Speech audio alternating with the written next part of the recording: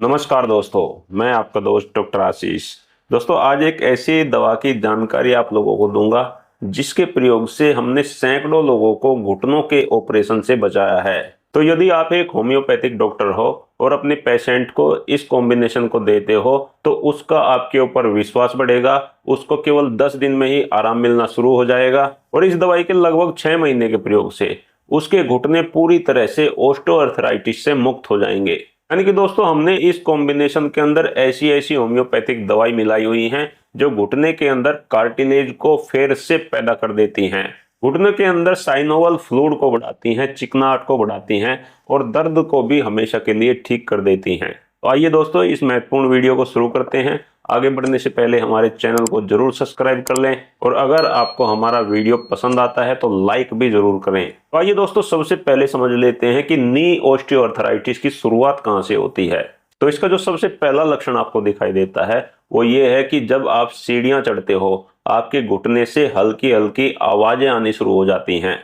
ये आवाजें कैसी हैं? कटर कटर चटर चटर की आवाजें घुटने से आने लगती हैं और यदि आप इन्हें इग्नोर कर देते हो तो ये आवाजें बढ़ती चली जाती हैं। ये आवाजें ये दिखाती हैं कि आपके घुटने के अंदर जो साइनोवल फ्लूइड है, जो ग्रीस है, उसमें कहीं ना कहीं कमी आ रही है। आपके घुटने के अंदर जो कार्टिलेज है उसके ऊपर जख्म बनने शुरू हो गए हैं, यानी कि कार्टिलेज घिसना शुरू हो गया है। तो ये लक्षण आ रहे हैं तो समझ लेना चाहिए कि नी ऑस्टियोआर्थराइटिस की शुरुआत हो गई है।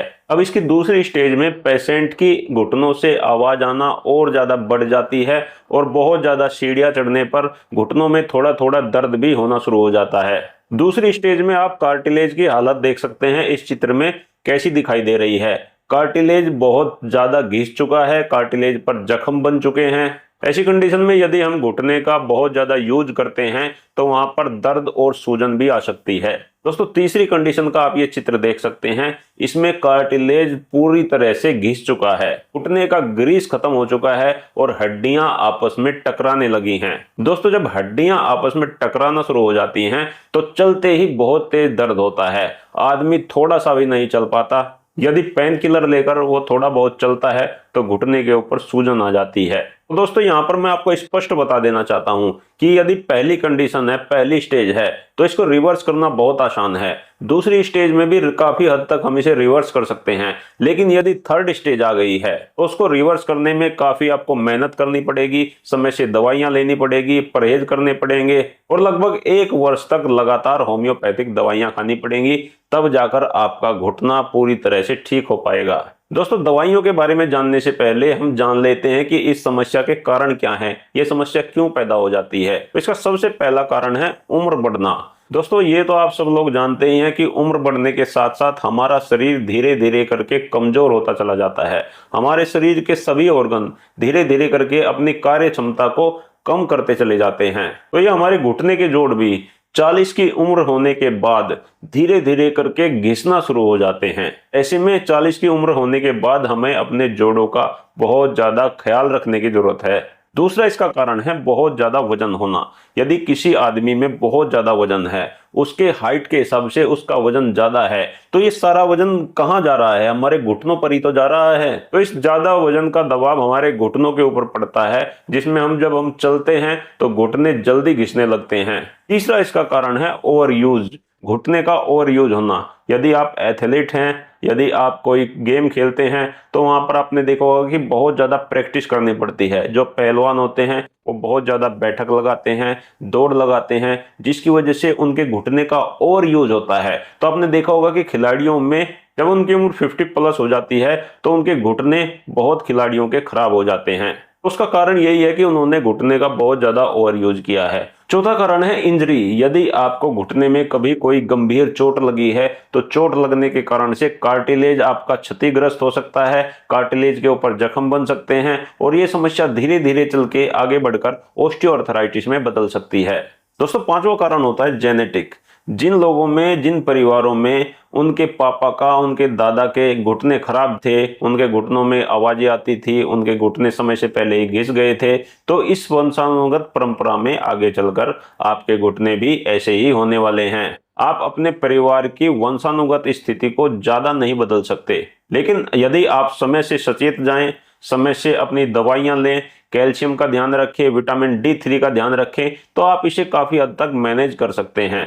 तो आइए दोस्तों, अब चलते हैं होम्योपैथिक दवाइयों की ओर। ये होम्योपैथिक दवाई दो तरह के काम करेंगी। नंबर एक, तो ये आपके दर्द में तुरंत आराम करेंगी। तुरंत का मतलब अंग्रेजी दवाई की तरह एकदम से तो काम नहीं करेंगी, लेकिन जब आप इनको लेना शुरू करोगे तो लगभग 10 दिन के बाद में आपको इनका रिजल्ट दिखाई देना शुरू हो जाएगा। दूसरा, ये घुटने के अंदर कार्टिलेज और ग्रीस के निर्माण में मदद करेंगी, यानी आपके घुटने के अंदर जो साइनोवल फ्लूइड बनता है उसकी मात्रा को भी बढ़ाएंगी और कार्टिलेज को रिपेयर करने में, कार्टिलेज के पुनर्निर्माण में ये दवाइयां बहुत अच्छा काम करेंगी। तो सबसे पहले तो आप लोगों को एक होम्योपैथिक कॉम्बिनेशन बनाना है जिसमें हमें 6 तरह की होम्योपैथिक दवाइयां मिलानी है। ये सभी दवाइयां 200 पोटेंसी में होंगी।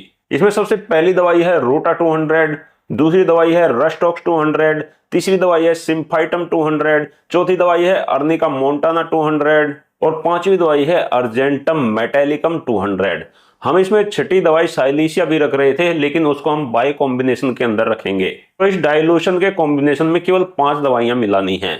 दोस्तों, एक SBL कंपनी की पेटेंट दवाई आती है, बायो कॉम्बिनेशन आता है जिसका नाम है होम्योकोल। ये दवाई टेबलेट की फॉर्म में आती है और इसके अंदर हड्डियों को सपोर्ट करने वाली बहुत अच्छी अच्छी बायोकेमिक दवाइयां हैं। सबसे पहले तो इसके अंदर कैल्शियम है जिसको हम कैलकेरिया फॉस बोलते हैं। इसके अंदर कैलकेरिया कार्ब है जो हड्डियों को मजबूत बनाने का काम करती है।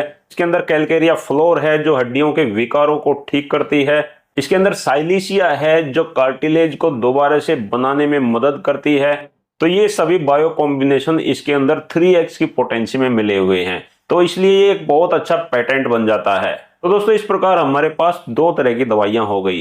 एक तो हमारे पास हो गया डाइल्यूशन का कॉम्बिनेशन जिसके अंदर हमने 200 पोटेंसी में 5 दवाइयां मिलाई हैं, और दूसरा हमारे पास हो गया बायोकेमिक का ये कॉम्बिनेशन जो SBL कंपनी बनाती है जिसका नाम है होम्योकाल।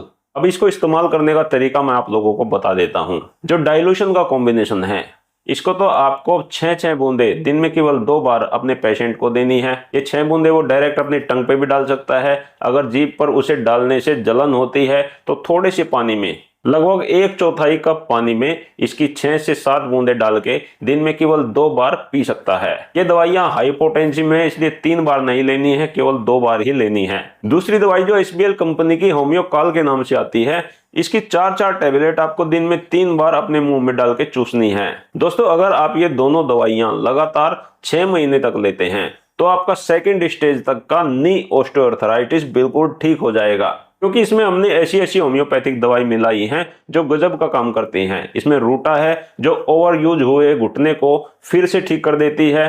रूटा से लिगामेंट्स और टेंडेंस फिर से ठीक हो जाते हैं, रिपेयर हो जाते हैं। इसके अंदर बहुत गजब की दवाई सिम्फाइटम है जो जोड़ों को मजबूत रखने का काम करती है, और जोड़ों के अंदर जो सेनोवियल सेल्स होती है जो सेनोवियल फ्लूइड बनाने का काम करती है, उन्हें और ज्यादा फ्लूइड बनाने के लिए प्रेरित करती है।